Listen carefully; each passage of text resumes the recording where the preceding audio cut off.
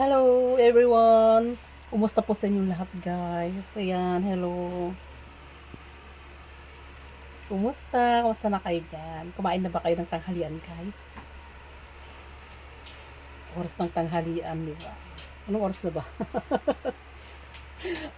Mag, ano? Alas 2 na pala. Tanghalian. Merienda na pala dapat. Kala ko tanghalian. Parang hindi pa kasi ako kumakain ng tanghalian.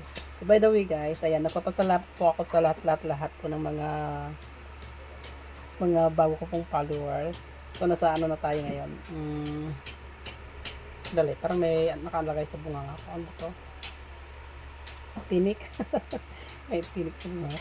Ayan, hello sa lahat-lahat po ng mga nag-follow kay Tita. Ayan. So, nasa 994,000 followers na po ang aking Facebook, guys. So, maraming salamat po sa mga nagtiwala. Ayan, sa mga sumusuporta sa akin, thank you so much. Siyempre sa mga viewers ko po. Ayan, mga viewers ko po. Hello. Hello po sa inyong lahat. Mahal na mahal ko po kayo guys. Ayan, sa mga nanonood palagi ng aking mga content, mga posts ko, mga nagsishare. Ayan, salamat sa mga nagsishare na rin. Ayan, thank you sa pag-share ninyo. Sa pag-share ninyo, lalong dumadami ang viewers ni Tita. At syempre kay Algo, naku, magkaibigan kami ni Algo ngayon. No?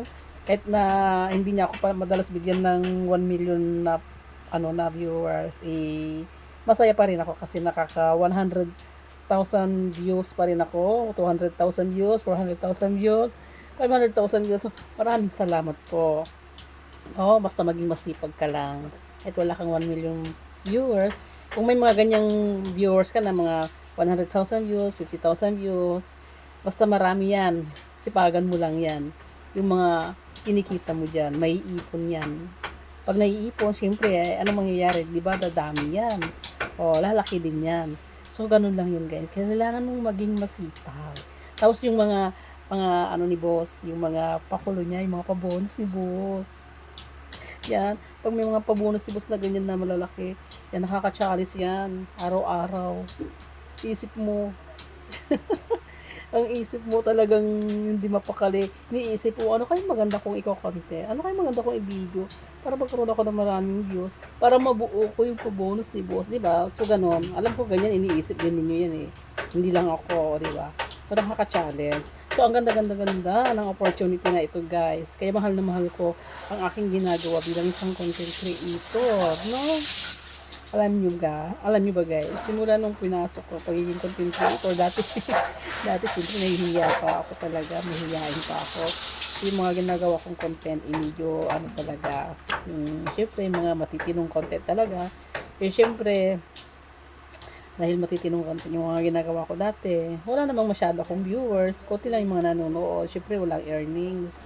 Tapos, ang tagal ko bago, ma-invite. Hanggang sa hanggang sa nagbago ang tita, nagpalit ng content. Siyempre alam niyo naman ang tita. Ako kasi may pagkaingitera ako minsan. Ingitera pero yung kinaiingitan ko, ginagawa ko silang inspirasyon. Lalong-lalo na dito kasi hindi porket content creator ako hindi ako nanonood. Siyempre, nanonood din ako. Nanonood din ako ng mga content ng ibang mga content creator. Lalong-lalo na sa mga nag-reflex ng kanilang mga sahod. Dati nung hindi pa ako masahod dito guys, alam niyo ba?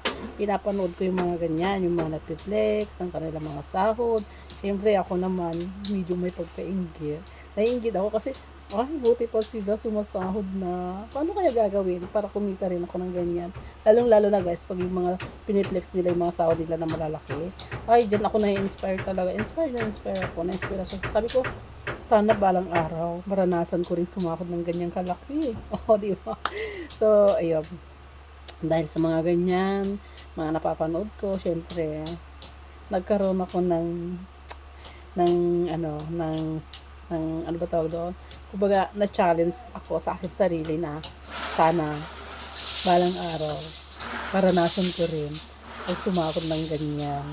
Kung kaya nila, ako kaya, hindi ko rin kakayanin. Siyempre, naisip ko, wala naman akong viewers, wala rin ako maraming followers. Ano kayang gagawin ko? Ayun, so nanonood ako. Habang nanonood ako, siyempre tinitignan ko yung mga viewers nila. Sabi ko, oh wow, dami niyang views. Ano kaya ginagawa nito? Siyempre, matcha-challenge ka at panunuurin mo. So, ayun nga guys, nagkaroon ako ng idea. O, di ba? Sabi ko, bakit hindi ko i-try? Bakit hindi ko i-try? Hindi porket may edad na, hindi porket mother na ako, bakit hindi ko i-try? So, ayun. Sabi ko, parang may kaya naman ako. May karapatan naman ata ako. So, ayun, nagpalit ako ng content. Hindi ko lang sinasabing gayahin ninyo ako. So, kung may cake, parang katulad si tita, kahit wala ka namang cake, kung gusto mo, di ba, why not? Oh, so, nasa sayo na yan, diskarte mo. So, diskarte lang yan talaga, guys. So, dahil ako, tinignan ko yung mukha ko sa salamin at sa video, sabi ko, bakit hindi ko kaya gawin? Why not? Di ba? Sabi ko sa sarili ko, photogenic naman ako. Medyo maganda naman ako tignan sa video at saka sa cellphone ko. Hindi, hindi naman ako mukhang pangit. Medyo maganda naman ako. O, diba? Kaya sabi ko, gamitin ko nga ang aking ganda. O, diba? Kaya ayun, nagkaroon ako ng idea. Kaya, dahil sa mga napapanood ko, syempre, gumawa rin ako ng sarili kong idea at sarili kong diskarte. So, yun lang guys. So, ayan. Ang tita ninyo, ang lola, gumawa ng nakapanty. Una kong ginawa ay cleavage muna guys. Yan. Ang una kong ginawa is pinakita ko ang aking cleavage. Cleavage lang ha, hindi yung ha. Baka sabihin nyo, nagpapakita ako ng hanggang cleavage lang naman ako. Yan. Hanggang sa, syempre, sabi ko, maganda ang result. Nagkaroon ng maraming viewers. Ayan, sinundan, nag-try ako ng naka-fanty. Alam niyo ba, nung first time kong mag-upload ng naka-fanty ako, kinakabahan pa ako dati. Parang, syempre nag-aalala ako, baka mamaya diba, ma-reject. Ayun, nag-try ako. Ayun, epekto. Dami ng views. Hanggang sa, ayun na, nasundan na guys. Hanggang sa pamamagitan ng nag-post ako ng content ko na, yun nga, ganun nga, naka-fancy. Ayun, nadagdagan yung followers ko, nadagdagan ang viewers ko, hanggang sa dumami na, nang dumami. O, diba? So, ganun yun. Lagyan mo lang ng konting landi. naging landi-landian ng tita. So, ganun lang yun, guys. So, diba? So, ano masasabi ninyo kay tita? Ano masasabi ninyo, guys? Baka mamaya may mga bashers akong minamahal ko, mga bashers dyan. Baka mamaya sabihin nila, baka mamaya may mga masabi na naman sila sa akin. Yan. So, mga bashers ko, mahal na mahal ko kayo, guys. O, diba? Mahal na mahal ko kayo. Isa pa na malaking tulong ang bashers. Nakakatulong kayo, guys. Sa totoo lang. Simula nung nagkaroon ako ng bashers, alam niyo ba? Nung nagkaroon ako ng bashers, dahil sa mga pinupost ko na iyon, ayun, doon ako nagkaroon ng maraming followers, nagkaroon na rin ako ng maraming viewers dahil sa mga bashers. O, diba? So, diba? Ang galing. Kaya, ayun, ganun lang. Pero hindi ko sinasabing gayahin ninyo ang tita, guys. So, dumiskarte din kayo ng sarili ninyong diskarte. Kanya-kanyang paraan tayo. So, yung diskarte ko, wag niyong gayahin. So, diskarte ko lang yun. Sarili kong diskarte. So, gumawa rin kayo ng sarili ninyong diskarte, no? So, ganun lang yun ang labanan dito. Kay boss. Basta ako masaya. So, ngayon, syempre, kung may mga naririnig kayong nagtitik-tik-tik-tik o ano man dyan, sa labas po yun. Kasi sa ngayon, pinapagawa ko na po itong bahay namin. So sa ngayon, nandito ako sa kwarto namin, no? So itong kwarto na ito, mababago din. No? Babaguhin lahat yan. Pamamagitan yan, kung saan ako kumuha ng panggastos ko o papagawa, dahil dito sa Facebook. Sahod ko po sa Facebook yan, guys. Ayun. Diba? Aayos na ang bahay namin. Sarap sa pakiramdam. Naiiyak na naman ako. Tears of joy. Diba, nakakaiyak na makita mo yung pinaghihirapan mo talaga dito sa social media. Naiiyak ako guys. Piling pahingi ng pamunas. Naiiyak ako sa saya. Di bali, kahit umiiyak si tita. Kahit umiiyak si tita, maganda pa rin. Di ba? Ang lakas ng hangin ni tita. Mahangin din ang tita ninyo yan. Nako, napahaba ko na ang video ko. Grabe, ang haba. Actually guys, kaliligo ko lang. Hindi pa ako nakakapag-suklay. Tignan nyo ang buhok ko.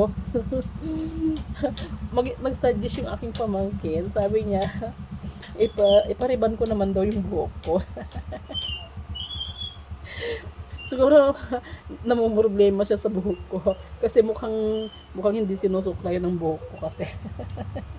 Kasi actually guys, minsan hindi ako nagsusuklay talaga. Kasi nga, pag nagsusuklay ako, yung buhok ko nalalagas, tapos nagpuputol-putol.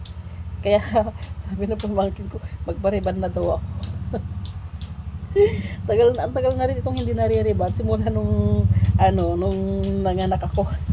Pero nung unang anak ko, sa pangalawa, nagpapariban pa ako. Pero nung, syempre, naramdaman ko na yung hirap ng buhay. Hirap na ako sa buhay. Tapos ilan na yung anak ko. Hindi na ako nagpapariban. Sabi ko, para sa anak ko na lang yung pampariban ko. Diba? Ganun lang yon. So, by the way guys, maraming salamat. So, napahaba na itong aking video. Ayan, pero salamat kung tinapos mo itong aking video ito. Maraming salamat pag tinapos mo talaga. Grabe, I swear. Mahal kita pag tinapos mo ito.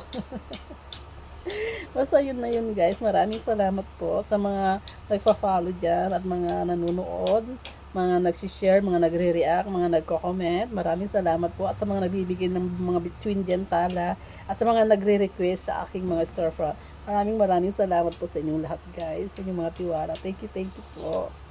Mahal po kayong lahat guys. 994,000 followers.